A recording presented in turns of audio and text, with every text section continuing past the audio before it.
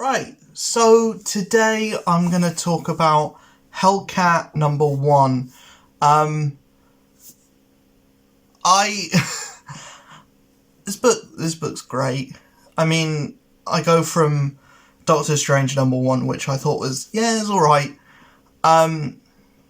Christopher Cantwell is like one of those writers that's like he's on my radar now after coming out of Iron Man. Apparently his Doom was quite good as well. Just got finished with the Gold Goblin miniseries. Apparently that was alright. Apparently certainly better than the main Spider-Man book. But yeah, that Iron Man book I really liked, and I'm partially reading this because Hellcat was a main part of that book. Actually made me care about that character a lot more than I did going into it, because I was like, Hellcat, she was a part of the Jessica Jones show that I fell off of, because the second season was hot garbage. But I really liked how Hellcat was in that book, and Cantwell did that book, Cantwell's doing this, so I was hoping for a bit of cohesion, for this to be just a spin-off of that, and it's so much more than that, because at the last issue of Iron Man that Cantwell did, which was either issue 29 or 30, we saw Hellcat on the Brooklyn Bridge, or on a bridge somewhere, with Sleepwalker. Sleepwalker, a character I have no knowledge of at all. I think I've seen him as like a Marvel Legend once. I've seen like a figure of him, and I've heard Sal from Comic Pop talk about him a couple times, and it's like, I'm like, yeah, that's a cool design. I don't know anything about that character, so like seeing characters I don't know anything about pop up in books is like, yes, I'm here for that. And supposedly, like, the Sleepwalker is going to be a big part of this mini series. Supposedly he's like lost his powers and like, this book is a murder mystery, but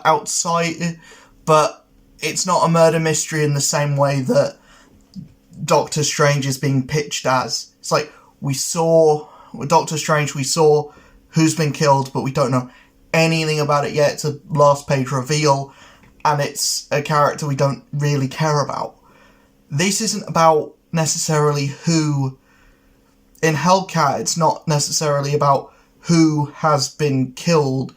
It's about the number one suspect is Patsy Walker, and she's got to clear her name whilst also dealing with her own mental health and dealing with, does she know herself that she didn't kill this person, whilst also dealing with the astral projection of her mother, or her mother's ghost, literally haunting her house every time she goes there. It's just a great book. It's just a great first issue of a mini-series, because a mini-series you have to treat differently to an ongoing series. A mini is like, you're in for the long haul, or you're either in or you're not. If that first issue doesn't get you, a mini-series for me almost all of the time has to be a win. An ongoing doesn't. Not every issue of an ongoing series needs to be a standout, but every issue of a mini-series does. Because, or maybe not, but the first issue and the last issue certainly do. And you need to make sure that, your story's tight and you have everything. You have a great pitch that isn't like the start of an ongoing. You need a pitch that is like, we've got this story and it's going to be wrapped up in 5. No more, no less than 5. And I think what Hellcat has done is it's got the pitch and the story of like, yes, someone's been murdered, Hellcat's the number 1 suspect, she needs to clear her name, and she's going to go to different corners of the Marvel Universe to do it whilst also dealing with her own mental health. That's great. The main draw to this book is the artwork. The artwork is amazing. I will have panels and pages coming up on the side of the screen, and the book looks great. It's not pretty. It's not a pretty book, but it looks great for the story that it's trying to tell, and for the story that it's trying to tell. The art works for the tone of the book, and the tone of the book is much more grounded than, I think, it's like even more dark than the Iron Man run was. It's certainly like, yeah, Iron Man went into the idea of talking about mental health, addiction, and stuff like that. I feel like this book is going to explore Patsy's trauma a lot more, like, deeper than that book did, because it was an Iron Man book, and a lot more than, because we had that issue that was pretty much just all about Patsy and all about her, like, her suicide attempt, like, the breakdown of her relationship with Damon Hellstrom, and like, her seeking, or her, like, getting help from Moondragon and conquering her demons. And then this issue is like, yeah, maybe she didn't conquer maybe she didn't solve everything, and maybe she is developing a drink problem. Maybe she is, like, maybe she's self-harming. Maybe there's stuff there. And I feel like the more you get to tell a story like that and have it feel respectful and feel real, because this isn't a story about depression, or, you know, someone with suicidal thoughts that just happens to be a superhero. This, or maybe it is, and, like, the mental health stuff is, it, like, works part and parcel. It's like, maybe this was a damaged person with years of trauma who, like, seeked an escape through superheroism, and or through being a superhero, and then the things that happened to her as a superhero only built on trauma, and she had new trauma that was added, and also her death, going to hell, everything that came from that,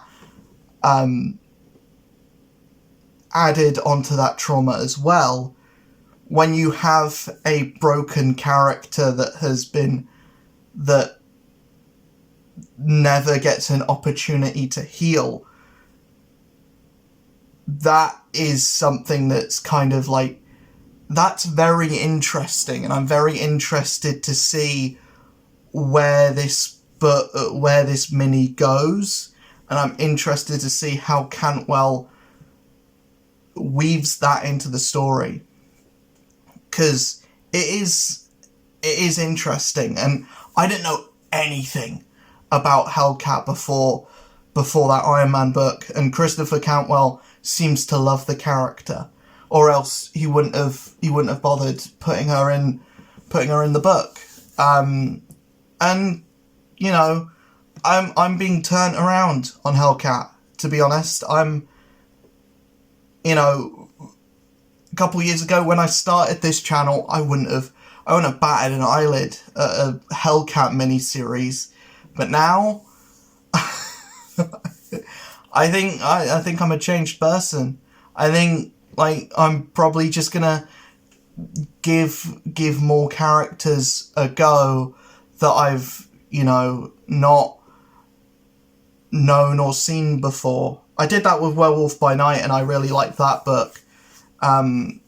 So yeah, and I'm doing it with Moon Knight and with Shang-Chi as well. Those books are blowing me away, and they're characters that are like lower tier, or they're in movies, but they're not in movies. You know what I mean? Shang-Chi is certainly like Simu is it Simu or Simulio? I'm not saying this because it's spelled Simi, but I've heard a lot of people call him Simu. I don't know what one's correct, and I can't really message saying how is your name pronounced, because A, that's offensive, B, that's sort of offensive, and B, I wouldn't get a response. But he's like a big movie star now off the back of that. The movie didn't do very well. I didn't enjoy it, and maybe it's not because it partially is because of the movie that I'm reading the book, but also because there's a lot of acclaim around that book, and I wanted to kind of jump on that bandwagon, and I'm enjoying the ride.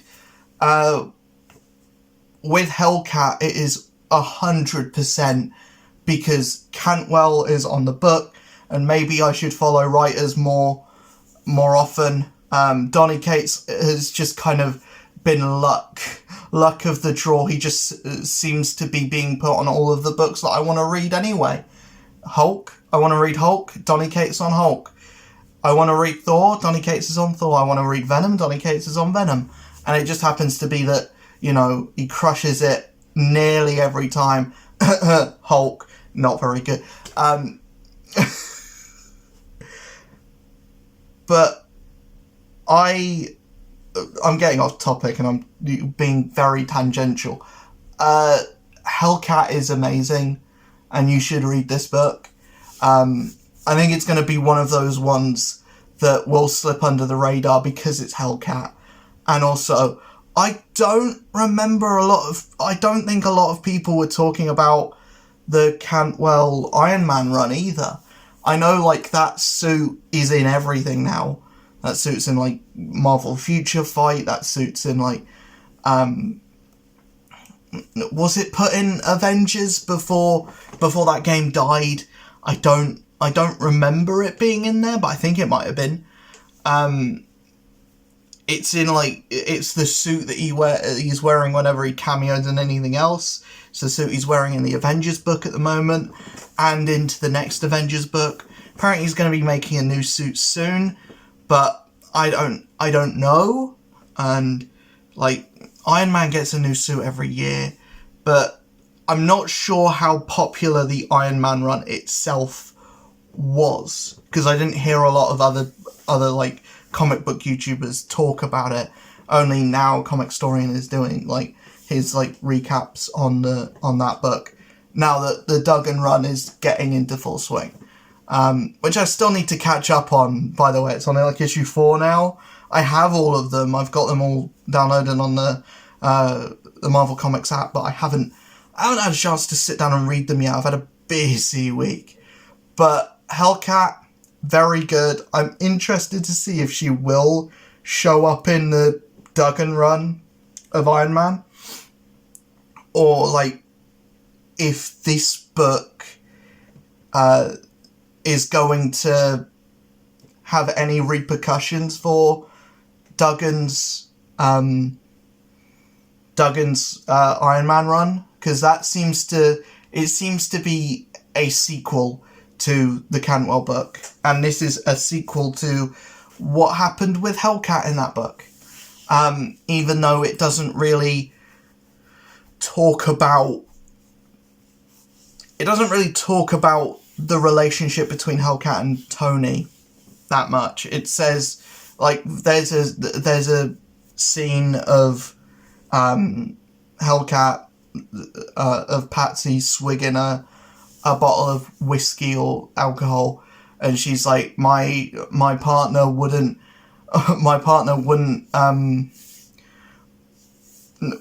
like to see me doing this, or to hear that I'm self-medicating with alcohol, and I'm self a lot of things these days, you know, and that's it, really. But it's like, it's stuff like that that's like, oh shit, this book is like dark, that we're going places with this. And it's like, what the stuff that I really liked from the Iron Man book, and the stuff that I really like Cantwell for doing in the Iron Man book, he's doing great here. And also, Hellcat's not a billionaire. Hellcat's not like the head of a company, or the monarch of a country, or like Norman Osborn, who's like a broken a broken millionaire. So like, maybe Cantwell's just great at writing broken people. And I have a pitch, because Spider-Man has not been good for ages, but we have so many writers that are doing great things. Jed MacKay seems to be the new poster boy. Christopher Cantwell, everything that I've read from him has been good. So yeah, I think Cantwell would be amazing for Spider-Man. I do. Because he can kind of... I've never seen him write a book that's like outright funny. Or maybe Christopher Cantwell would be great for Daredevil, because he like he centers himself around like these broken people, and it seems like every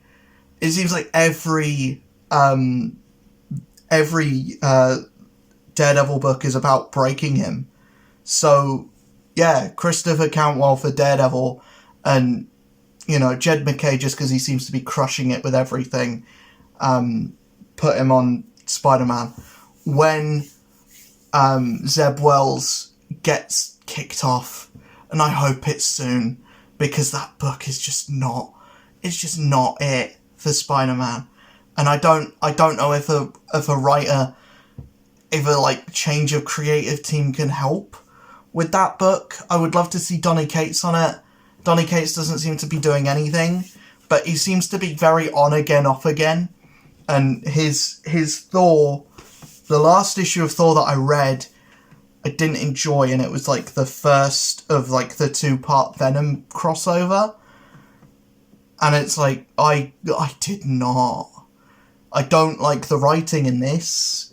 That's how I was like. And anyways, not important. I'll talk about it in a different video. I'm becoming very tangential, and it's not. I just have so much swirling around in my brain, and I just want to bleh it all out.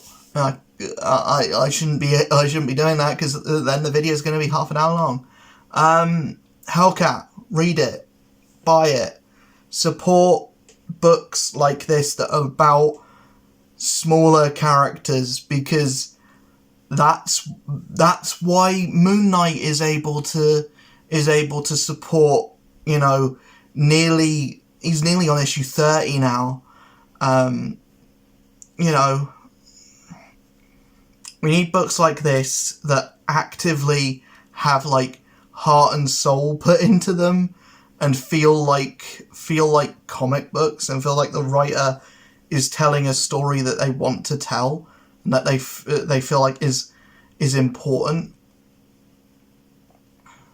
And I'm not saying every book needs to be like a deep introspection on your own like mental health or anything, but I like that there are books that are doing that.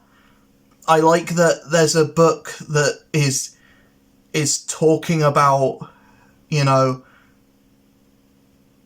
the shit that happens when you're a superhero messes you up mentally. And, like, yeah, we don't get a lot of that. And usually when we do, it's heroes in crisis. And that was not a good book. But this is doing it respectfully. And because I'm a massive advocate for mental health anyway, I think books like this should exist. Should every book be a deep introspection of the character's mental health? No. Is it good to have a mini-series come out every couple of years that's like, oh yeah, these are like people, these are like human. These people are human and they have the same issues as you have. Especially in the day and age where the conversation on mental health is so like, there is less of a taboo on talking about mental health now than there was 20 years ago, 10 years ago even. And, you know, I always do my part to kind of, you know, champion that conversation. And I think it's important in media in general, but in comic books and stuff like that, for there to be a place for stories like that, because we have like gone leaps and bounds with representation in so many other areas. Or I think the conversation on mental health is something that still needs to be represented a little bit more and a bit more respectfully.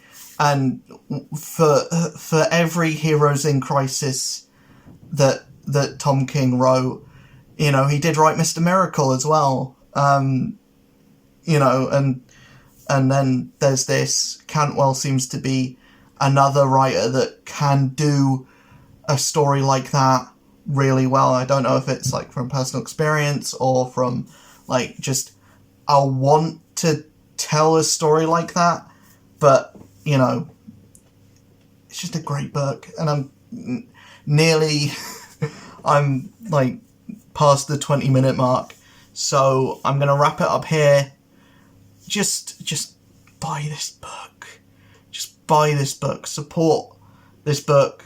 Anything. Christopher Cantwell is a writer that we need to watch, because give it a few years' time, we're gonna have the same conversation about him as we have about like I don't want to like toot the guy's horn too much and say he's going to be in the same ballpark as like a friggin', he's at least going to be in the same ballpark as like a Kieran Gillen or like a Chip Zdarsky, where Chip Zdarsky went from being like, oh yeah, he's the guy that writes comics, to being like, Chip Zdarsky's on Batman? What the fuck? Chip Zdarsky's on that? I'm reading it. Well, people will read a book and buy a book specifically for Christopher Cantwell's name. And that's where I want him to be, because he's there for me at the moment already. It's like, Cantwell's doing it? Oh, that's a pickup. That's a pickup. It's like whenever there's a movie directed by Steven Spielberg, you're like, ooh, I'm interested. Or like, anyways, I'm getting into another tangent. End this video here. Hopefully you enjoyed it. Let me know in the comments below what you're thinking of Hellcat. Whether you're reading it, whether you read Christopher Cantwell's Iron Man run. If you did, let me know in the comments what you thought of that. Let me know what you're thinking of the Duggan run. Please keep all conversation about the Jerry Duggan Iron Man run spoiler free, please, because I have not caught up with it yet. A lot of other people probably haven't caught up with it yet, but I don't want to get spoiled on that book.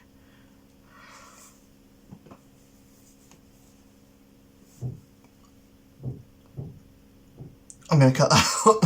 I don't get spoiled on that book, and you know, I'm at a point now where I'm excited to read Iron Man. I've never been excited to read Iron Man before, and I'm excited to read Hellcat.